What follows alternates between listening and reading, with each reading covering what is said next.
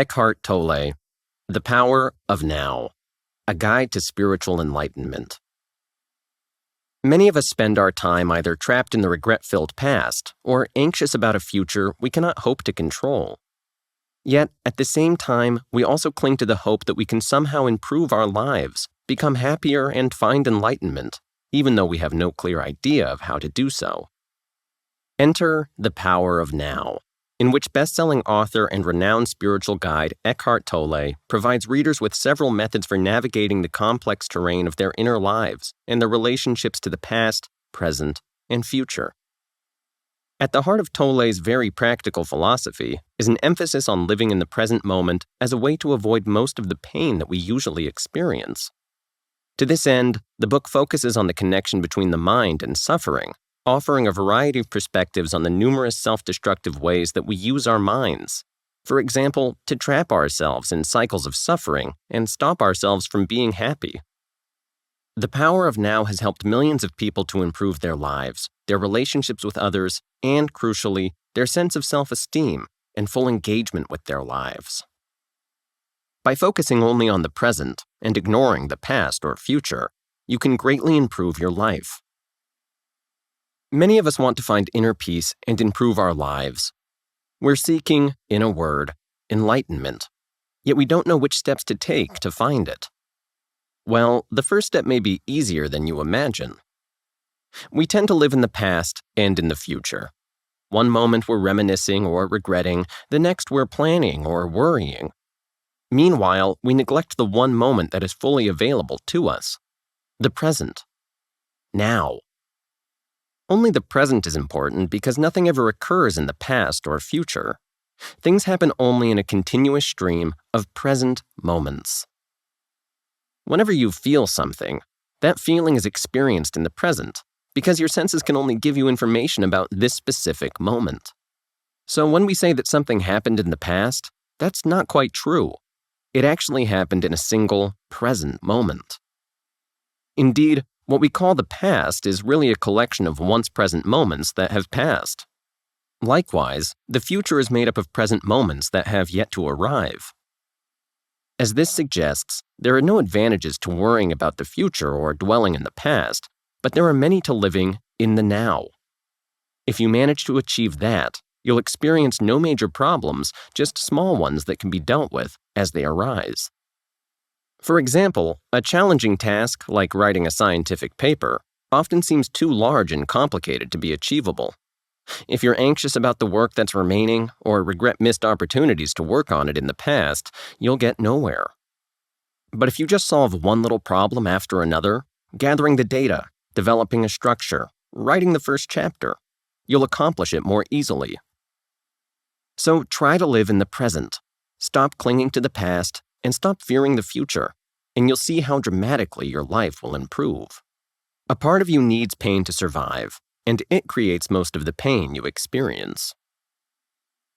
Let's say you manage to live in the present and to not worry about the past or future. What happens when you then experience pain? If pain is felt in the present moment, how can you deal with both physical and emotional suffering? Pain is nothing more than a self-created inner resistance to external things that you cannot change. You experience pain when you are unsatisfied with how things are, yet don't feel powerful enough to change them. This manifests itself on an emotional level as a negative feeling. Because you think so much about the past and the future, but can live only in the present, you have no means to change many things that you're unhappy about. So you develop an inner resistance to the way things are, which you experience as pain. Another aspect of self-created pain is the pain body, a part of the self that needs you to feel pain so it can survive. Since the pain body is composed of your painful experiences, it grows and strengthens whenever you experience pain. Therefore, it will try to make you miserable and sad. This cycle can continue for a very long time, until, finally, the pain becomes an essential part of you. You'll have fully identified with your pain body. Because pain will by then be such an important part of your life, you'll be afraid to let it go, because doing so would then put your very identity at risk. For example, when something annoys or frustrates you and you feel yourself getting angry, Your pain body has taken control. The anger clouds your ability to think and act rationally and simply leads to more pain. Even when it seems that all pain comes from the external world, it is, in fact, for the most part, self-created. It comes from within. The good news is that because it's self-created, you can do something about it. The ego is a part of your mind that stops you from being happy. Have you ever wondered why some people seem to sabotage themselves? Why, though nobody wants to be miserable, so many people are unhappy? The culprit is the ego, a part of your mind that controls your thoughts and behavior without your noticing. Since it cannot easily be observed, most people don't know the extent to which the ego controls their life. For example, if you later reflect on a dispute you had with someone, you may notice and perhaps regret that you overreacted. Yet, in the thick of the dispute, you simply weren't aware of anything influencing or controlling your thinking and behavior. Why does the ego do this? It depends on your misery for its continued existence, so it obstructs happiness at every turn, acting against your own best interests. The existence of a destructive part of your mind that produces misery would explain why so many people suffer, despite nobody actively wanting to live an unhappy life. For example, some people intentionally sabotage their own happiness by deciding to stay in deeply destructive and painful relationships. The ego leads you into situations of conflict with others and makes you unhappy with your current situation so that it can gain control over your behavior and thinking. For example, whenever two or more egos come together, drama ensues, as can be seen in small offices or households. While people may want to live together peacefully, their egos make them annoyed at trivialities and cause them to overreact. If you find yourself suddenly in a fiery debate over a minor issue like whose turn it is to clean the kitchen or whether a television program is good or not, this is probably the work of the ego. The ego is a destructive part of the human mind. It wants to be the most important part of you and knows no limits, so if you let it gain control, it will bring you much suffering. If you want a richer and almost painless life, separate yourself from your mind and focus on your body. The ego's power is just one of the many reasons that it's important to separate yourself from your mind and pay closer attention to your body. Indeed, many great teachers have spoken about the importance of focusing on the body rather than the mind. Why? The mind is responsible for pain. It produces pain by continually bringing up memories of the past or by planning for the future, occupying your entire life with regretful memories or anxiety-ridden future scenarios. In doing so, it prevents you from living in the present. The result is that since you can't alter the past or the future, you constantly worry about things you can't possibly change, and that leads to pain. Clearly, we need to find a way to diminish the mind's power and reduce some of its control. How? By shifting our focus from the mind to the body. Your body knows what's best for you. By listening to your body, you can get a very clear sense of what is important in your life. Jesus spoke often about the importance of the body and used it in many proverbs and allegories. For example, your body is a temple. The stories of his resurrection and ascension to heaven always stress that his body was missing from the grave, and that he ascended to heaven with his body, not just his mind or soul. Nobody has ever found enlightenment while concentrating on the mind and ignoring the body. A vivid illustration can be seen in the Buddha's 6-year abstinence, including fasting, which he undertook in order to separate himself from his body. The result? He did indeed feel separated from his body, but not more at peace or enlightened. He found enlightenment only after giving up these practices and feeling at one with his body once more. Observing the mind without judgment is the best way to separate from it, and thus free yourself from pain. After you realize that your mind is causing you pain, preventing you from truly living in the present, you need to detach yourself from it. How? To separate yourself from your mind, you must become fully conscious of it and the power it has over you. Otherwise, you'll never understand the countless small and subtle ways it influences your thinking and behavior, and therefore, your happiness. For example, if you want to observe your mind, wonder to yourself, what will my next thought be? If you focus fully on that question, you'll see that it takes a while before the next clear thought arrives. Through observing, you've managed to create a gap in the flow of thinking. If you do that often enough, you'll start to notice how much you are normally occupied by the continuous flow of the mind, and you'll have found the primary tool for interrupting your mind and thus separating from it. The second method available to you is to observe your mind without judging. Judging is itself an act of the mind, so if you judge something, you are back to using your mind again. For example, if in the middle of your work you feel like running, just follow that impulse of your body. Your body knows what's good for it, so go outside and run. Then listen to the little nagging voice inside your head that says, right now you should be working and not running or wasting time, but don't judge that voice as good or bad, and make no attempt to follow the advice. Just smile at it and accept that it exists. By doing so, you'll learn to notice your mind without having to follow it to wherever it's trying to lead you. Try to exist in a state of permanent alertness.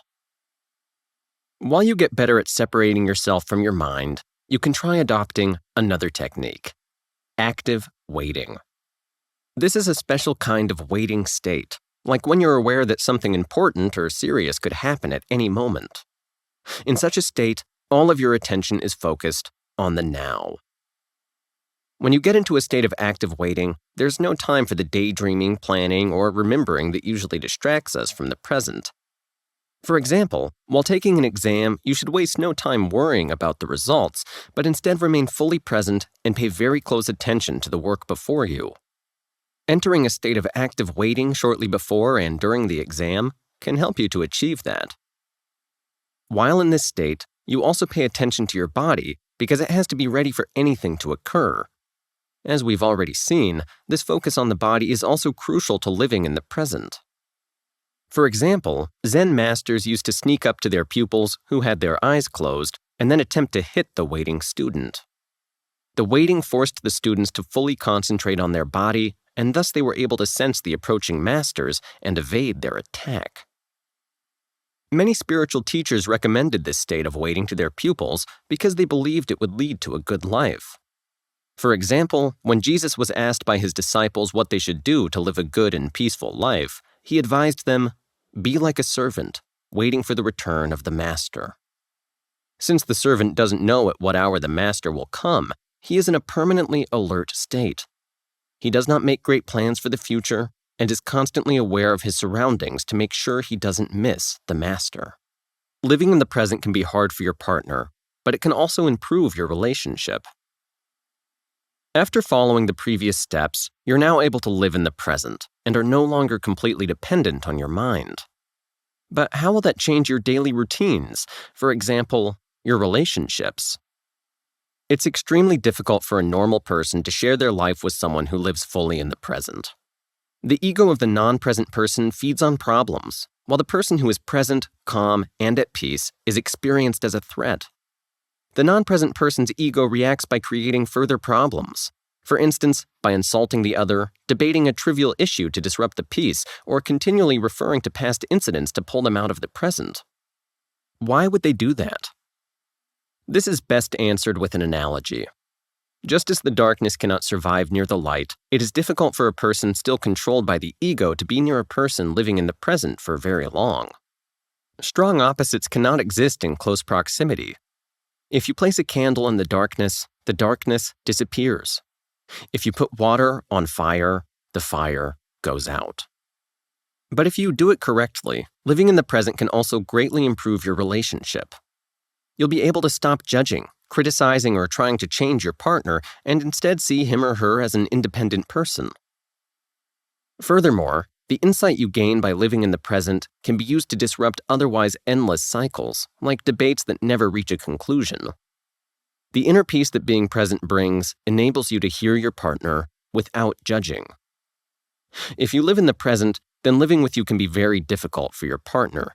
It can even become a new test of your relationship. In the long run, however, it can offer a great opportunity for positive change, both for your partner and for your relationship. Not all pain is avoidable. Surrendering to the present does not mean ignoring sad or hurtful feelings. Even if you live fully in the present, some feelings of sadness and pain are unavoidable. But what should you do with them? Just suppress them and pretend that everything is okay? That doesn't sound like a very good idea. While it's true that most pain is self-created, that doesn't mean we create all of it. A good example of unavoidable pain is that inflicted on you by those who are still controlled by their destructive mind. Another example is the death of a loved one. Since you cannot lead everyone around you to enlightenment, and you certainly cannot put a stop to death, this pain is clearly unavoidable. So, what can be done? When you experience something traumatic which causes you real pain, you can just accept it for what it is. For example, if you lose a beloved person to death, you will of course mourn and feel sadness. But if you're able to accept this as something that simply is and cannot be changed, then you'll avoid needless suffering. Being sad is a natural feeling, something you don't need to feel guilty or ashamed about. Things are as they are. Accepting this means that you do not waste your time constantly wishing that things were different. By being present, you will be able to avoid most of the pain in your life, but not all of it. Furthermore, living in the present does not mean ignoring or suppressing pain. Instead, it provides you with the inner strength to accept such difficult and painful facts of life. Surrendering to the present does not mean living a passive life. Inner peace is a nice thing to have, but when your outer life situation is bad, inner peace is not worth very much. Does accepting the present automatically lead to a passive way of living in which you are not mindful of or willing to change anything that troubles you? Not necessarily. Living in the present is an inner process of feeling and insight and doesn't entail you having to develop a passive external behavior. For example, if you're stuck in the mud, you don't simply tell yourself that you always wanted to be stuck in the mud. Instead, you can try, without panicking, to free yourself from it. Living in the present can even provide you with new resources and new ways to solve problems. It's certainly true that living in the now can bring you new forms of strength and determination because you don't waste your inner resources creating problems. In fact, by living in the present, you actually see no problems, only individual, manageable situations that you can solve one by one. This makes you much more effective. Living in and accepting the present does not mean you commit to a passive life or that you choose to not even try to change it for the better. Rather, by focusing on the present and keeping the past and future in their place, you are more able to see clearly whatever it is that's actually wrong at any given moment, and you also have the strength to change those things for the better. Its key point is this: do not focus on the past or the future. Live in the present and try to separate yourself from the overthinking mind. Following this method will reduce your suffering and improve your life.